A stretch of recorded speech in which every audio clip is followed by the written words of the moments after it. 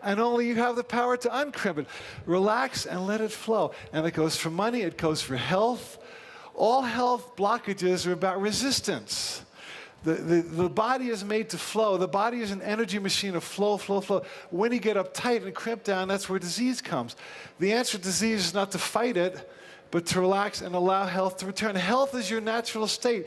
That's why disease is called dis-ease, because what that assumes is that ease is natural and dis-ease is unnatural. So if you're feeling bad or hurting in any way, get back to ease. I love that seminar. What's it called? Never Work Again? Was that a title? What a great title. I have a metaphor in my mastery training and my mentorship program. I say, let it be easy. Struggle is not required. Didn't say work is not required, didn't say action is not required, didn't say effort is not required, but struggle is not required. When you get into struggle, it can't be it. Would you agree, Harv? Never work. If it feels like work, it's not it. Somebody said, do what you love and you'll never work another day in your life. Someone else said, if all you're receiving for your work is money, you're being grossly underpaid. Because it's all about joy. When you have the joy, the money flows. If it's just the money, well, joy may flow, it may not. So we're all about opening up to greater joy. That's the name of this game. That's all it is. When Norman Vincent Peale was on a plane one day, he was sitting next to a young lady. You know him, the Power of Positive Thinking, great mentor. So he's sitting next to a young lady, and she said, can you help me? Yes. Well, these two men proposed to me, and I'm not sure who to marry. Can you help me decide? He said, oh, I can tell you right now. He says, I don't think you should marry either one of them. And she said, why not? He said, because if you have to ask me, you're not in love with either of them. So either you know or you don't. Either it's it or it's not. In my book, Why Your Life Sucks and What You Can Do About It, I quoted this quote, if it's not a hell yes, it's a hell no. If it's not a hell yes, it's a hell no. If you can't do it with a whole heart, don't do it. Say that, repeat that with me. If it's not a hell yes, it's a hell no. If it's not a hell yes, it's a hell no. And lots of times, Dee and I are deciding to do something, and I'll go, yeah. She says, is it a hell yes for you? And I'll go, no. She says, well, then it's a hell no. For example, we had a property that came for sale next to our house, and we live at the end of the road, and it's really just two properties. And so our next door house came for sale, so we wanted to buy it just so we could have good neighbors instead of just anybody, which we did. And we had some people show up to buy it, and we had a contract, and the woman who was spearheading their deal became very, very fussy and started challenging all the issues, and it was detail and nitpicking, and then we had a survey done, and she moved the stake, and on and on. And they were offering us a good price. It was the money we wanted. But we looked at each other and said, can we really live next to this person? And it's not a hell yes. Well, then it's a hell no. And we thought, well, if negotiating with this person is so difficult, what's it going to be like to live next to him? So we lovingly pulled the plug on the deal. And then a month or two later, another couple came. The most beautiful couple we've ever met. Loving, sweet, dear, playful people. We fell in love with them. We became friends. We sold the property. Not one hassle. We cooperated with lots of issues. It's a dream come true, especially because they're never home. But I'm so glad we didn't force ourselves to go for that first deal because it wasn't a hell yes. Because the universe was waiting to send us a hell yes. And if you jump at hell no's, then you don't get your hell yeses. You have just so much space on your disk, and if it's filled up with stuff you don't want to be doing, you don't get to do the stuff you want to be doing. So if it's not a hell yes, it's a hell no. Trust your gut. You know you have this queasy feeling when something is wrong. Do you know that they've done some studies, and they found that on planes that have crashed, they've had a very high, a higher than usual percentage of people canceling the flight beforehand. Not scary, but something in the new. Or do you know that before there's an earthquake, there's a much higher percentage of lost pet ads in the newspaper because the animals sense the vibrations beforehand. and they go crazy and they leave and so forth. But okay, so that's to avoid stuff that's not going to work. But when you meet somebody and you have a connection with them, something inside you knows this is good, and act on it, trust it, even if rationally it doesn't seem right. You feel attracted to this person, you feel drawn to them. Maybe there's a reason. Maybe your inner being is saying this person has something to do with you. It's going to be valuable. So there's a whole new world of management training called management by intuition. You see, we've developed our left brain to the hilt, and now we want to develop our right brain. There's facts and figures, but then there's also gut feelings. So trust your gut, which leads us to passion before pension, number 4. Some psychologists did a study, and they wanted to find out what kind of music is most inspiring to most people. What kind of music moves people the most? Take some guesses. What do you think they found? What? Foxtrot? Rock? Classical? Rap? Reggae? Here's what they found. They found that there was no particular kind of music that was more inspiring to the others than others. However, the key factor was the amount of passion with which the musician was playing. Because you see, people were catching the music, but as Harv said, it's all about moving energy around. So when you get somebody on stage who's in their element, who's in their energy, who's moving power, that's what you're catching, and that's what makes you feel good. That's what makes you fall in love with somebody on stage. It's dangerous being a speaker because somebody gets up here and, I give from my heart and I show up and I'm live, and then you think I'm your soulmate. It happens, but not necessarily so. What's happening is I'm feeling my passion because I'm talking about what's interesting to me. By the way, I only have 2 goals when I speak. One is to inspire myself, and the other is to entertain myself. Because if I'm bored, you don't stand a chance. In fact, someone asked Michael Beckwith, who was on The Secret, is a friend of mine, is a wonderful minister. They said, how do you inspire people? He said, well, I just set myself on fire and people watch me burn. So if you're a teacher or a counselor or anything that affects anybody, set yourself on fire and let people watch you burn. They will catch your joy. We had a guy at my mastery training in Hawaii. At the end of the week, we're having lunch, and I said, what do you like to do? He says, oh, I'm into restoring military aircraft. And I go, oh, that's interesting. But he got into it, and he says, yeah, we do this, and I belong to this club, and then we found this one. And within 5 minutes, I was really excited about it. Not because I want to do it, because I was catching his joy, and it was a pleasure to be in his space while he was in his joy. So your gift to anyone, your gift to the planet is to live in your passion and let the right people gravitate to you. Because people who are afraid of passion will go away, and people who want passion will show up, and you'll have passion interludes, and all kinds of good things will happen. And your job is not to get other people to be passionate. Your job is to be passionate and trust that setting that tone will lift everyone you meet into that space. That's what you're doing here this weekend. Next.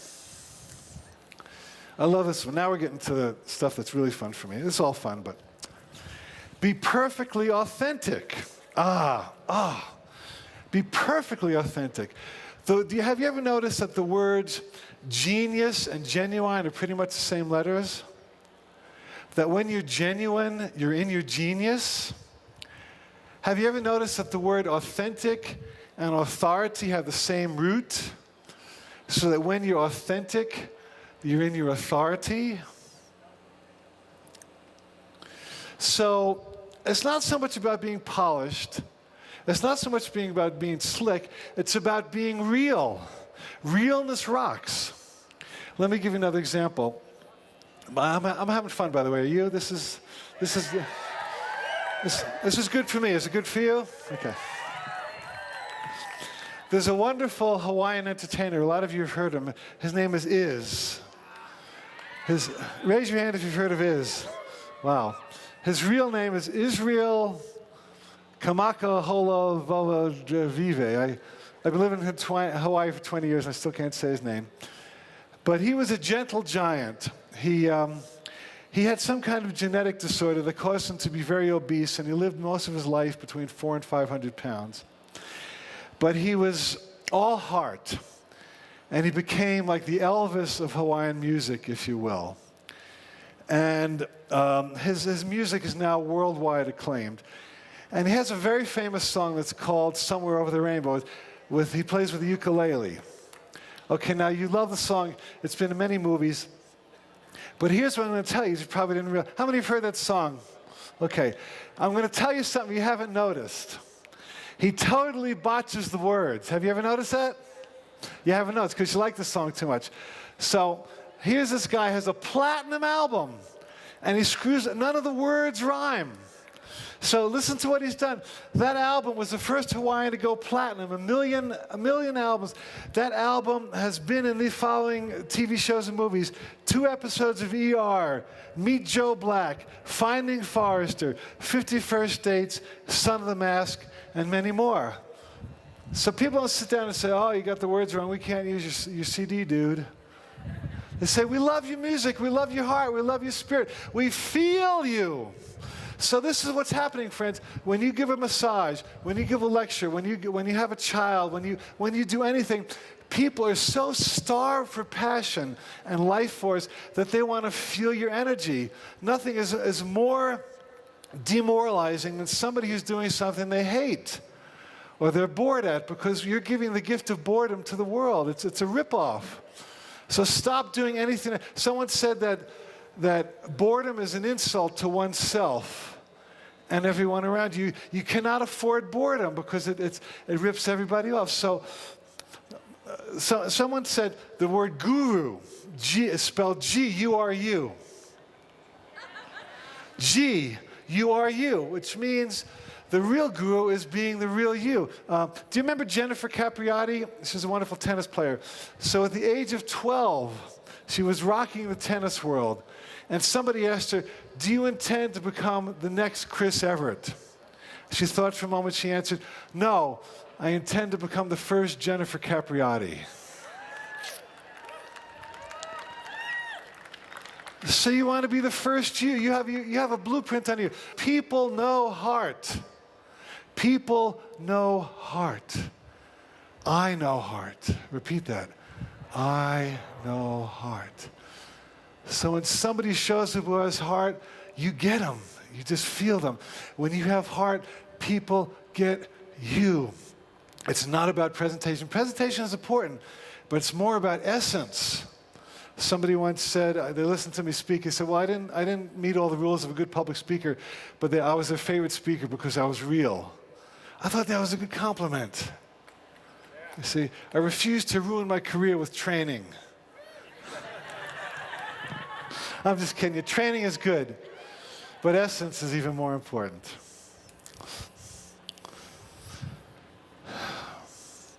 There's a guy named Zumbeck the Tailor. Have you heard of him? You see, a lot of us have tried to stuff ourselves into molds. So a guy went to Zumbeck the Tailor, and he's being fitted for a new suit. And as he's standing in front of the mirror, he says to the tailor, you know, Tailor, this arm is a little short, this sleeve is a little short. I think you need to lengthen it. And Zumbeck says, no, no, no. The sleeve is not too short, your arm is too long. He said, just pull your arm up in like this, and it'll be a good fit. So he does. And he says, well, that's cool, but now the whole nape of my collar is up. That's not right. He says, there's nothing wrong with the collar. Your neck is too low. He says, pull your neck like this. He says, well, that fits now. My whole butt is sticking out. He goes, no, your butt is too big. Just squeeze it in like this and pull it in. And he got a perfect fit. So Zumbeck convinces the man that he has a perfect fit, and he pays him. And he walks out, and he walks down the street in this suit. And these 2 women are passing him, going the opposite direction, and they say hello. And after they pass him, one woman says to the other, you know, that poor guy sure is crippled. And the other lady says, yeah, but the suit looks beautiful. And so the idea is that a lot of us have entered into relationships that cripple us, into jobs that cripple us, into consciousness trainings or religions or spiritual paths. And in some ways they serve, but after a point you start to feel like this. And you say, what's wrong with me? Why can't I be the perfect person in this job? Why can't I be the perfect wife or the perfect husband? But what you thought was wrong with you may be what's right with you. Maybe you're not supposed to be there. Maybe you're supposed to speak up, or maybe there's some kind of shift that needs to happen. But one thing is for sure, it's not about walking around crippled. And I see people walking through airports crippled.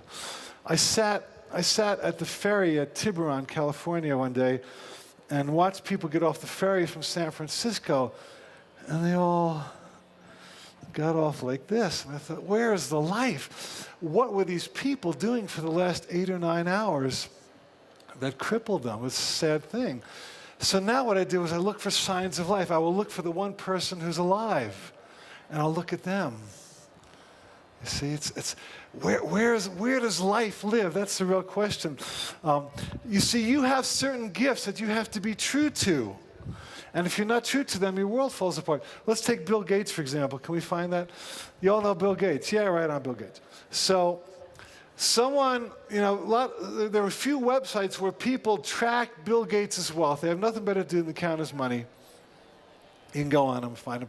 And someone figured out that if Bill Gates was walking down a hall at Microsoft and he saw a $1,000 bill and he leaned over to pick it up, it would not be worth his while to do so because he's making more money doing what he's doing. You understand? Because he's the visionary. You understand? Harv is a visionary. I'm a visionary. Many of you are visionaries. And people who are visionaries love to live in the big picture. You don't see Bill Gates filling up the Coke machine in Microsoft. He has big ideas, and there's lots of people who want to play with him and help him in their own capacity. So stay true to your gifts. Don't try to do someone else's gifts. Okay, number 6. Be not distracted. Oh, this is a good one. This is so important at this time on the planet. Because there's lots of fear on the planet, there's lots of negativity, there's lots of resistance, there's war, there's pain, there's suffering. You cannot afford to go there. You have to live in your vision no matter what other people are doing with theirs. And let me give a couple of practical examples. How many have heard of the Christmas song by Mel Torme? Chestnuts roasting on an open fire, right? Do you know that he wrote the Christmas song in June? You understand that he was a man who had a vision of how things would be at another time, and he was not waiting for Christmas to come around for him to write the song. So you have to live in your vision rather than appearances. Another good example, Roger Hammerstein, Oscar Hammerstein of Roger and Hammerstein, wrote The Sound of Music, considered by many to be one of the greatest playwrights of all time. Do you know that Oscar Hammerstein wrote The Sound of Music while he was dying? That's a glorious play. We were singing as we were coming through Independence Pass, "The hills are alive." And this guy was physically dying while he was writing that song, but his spirit was soaring. So are we a body or are we a spirit? Are we stuck with outside conditions, or are we empowered by inner light?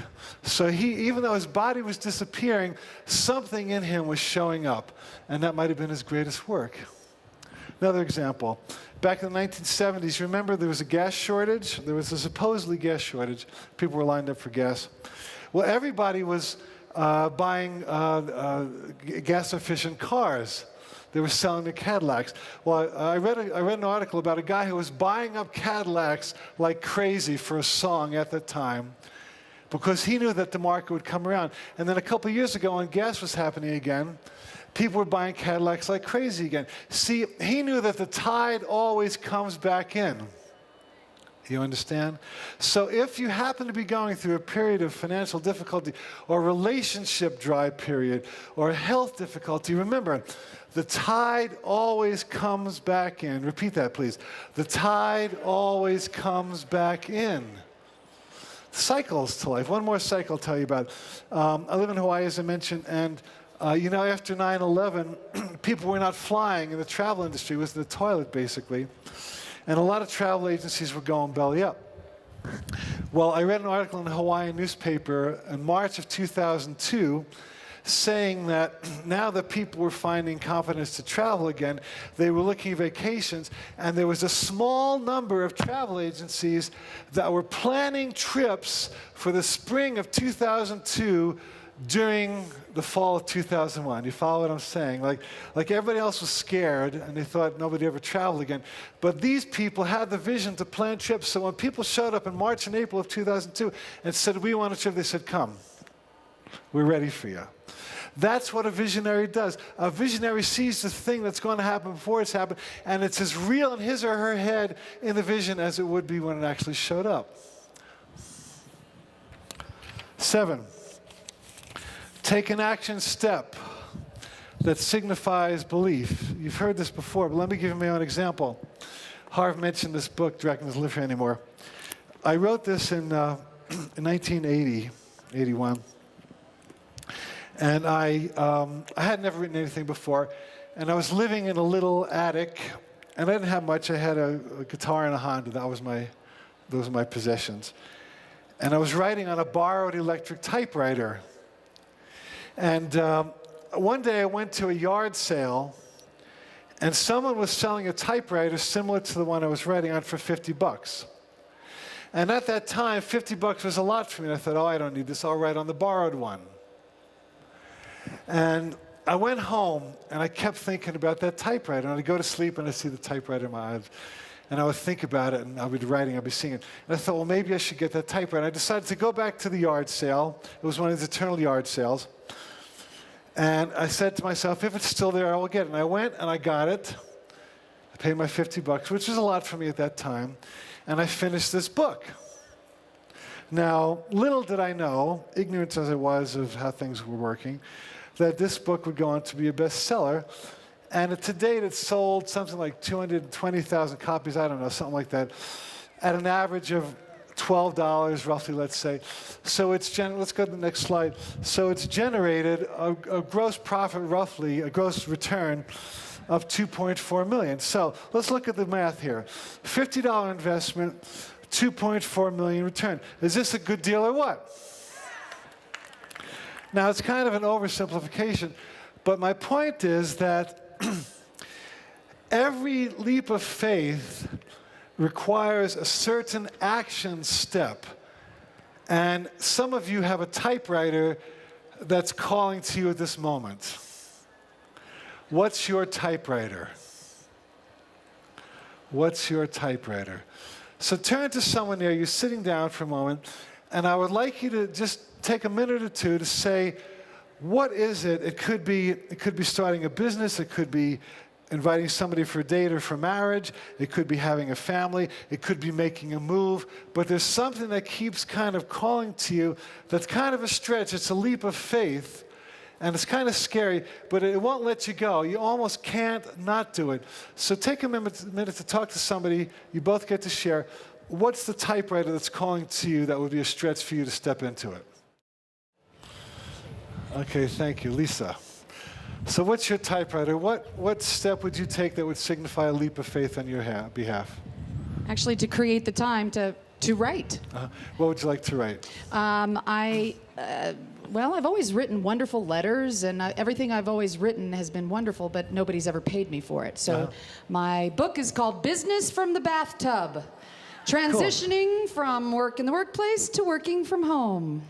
Bravo. And so what would be your next step that would signify you were going to do this? I'm going on a 2-week cruise, and instead of just partying and laying in the sun, I will create time during that 2-week cruise to write my book. Right on. Thank you. Excellent. Excellent. Thank you. Mark, was there one more? Okay, yes. Amazingly enough, it's to write a book. Yes? Go figure. Go ahead. I own a restaurant, and we're in the process of doing all our systems and writing everything we need to do to franchise. And writing a cookbook has been something that my wife and her mom and everybody that surrounds me tells me I should do. Right. And doing that would just be a great leap of faith of saying that I am, this is where Perfect. I am to be. And what would be your next step to doing that? Writing the book. And what's the title? Well, Pangea is the name of the restaurant, so it would have Pangea in it, and it would be, I make incredible soups, so Pangea soups. I don't know. It needs a little more jazz to that. But, Okay, but you're on the right track. Cool. Have you been there? Have you eaten there? Okay, good. Thank you. Give me a hand. Yeah, Thank you. Okay, one more. Lucy, what would be your next step to activating a leap of faith? Well, I was sitting in the bathtub, and this incredible idea came to me, and it's so simple. Let's hear. And well, I can't tell. It's an invention. Okay. And so when I get back to Fort Worth, I'm meeting with a lawyer to discuss how to develop this. Cool. Good for you. Thank you. Give them all a hand. So, do the one thing that would signify that you believed in what you're doing, because everything you do is a statement of what you think you're worth. Okay, a couple more steps. Number 8, launch and release. What does this mean? It means there's a time for putting it out there, and there's a time for letting it go. It's like if you want to mail a letter from California to New York, you drop it in the post box, and you trust that it's going to get there somehow. You don't stand behind the telephone pole and wait for the mailman to pick it up. And you don't hide in the back of the mail truck. And you don't sit on the plane to make sure it goes to New York. And you don't follow the mailman to New York. No, pretty much all the letters get where they're supposed to be in due time. You've done your part, you've launched it, and then you release it. Now, I think a lot more people err in not releasing than in not launching. Maybe it's equal. But if you're busy trying, pushing, fighting, struggling, trying to make stuff happen, and not letting it happen, why not let the universe give you a hand? Whew. What if the universe just waited and said, please let me help you? Delegate something to me. And then people show up.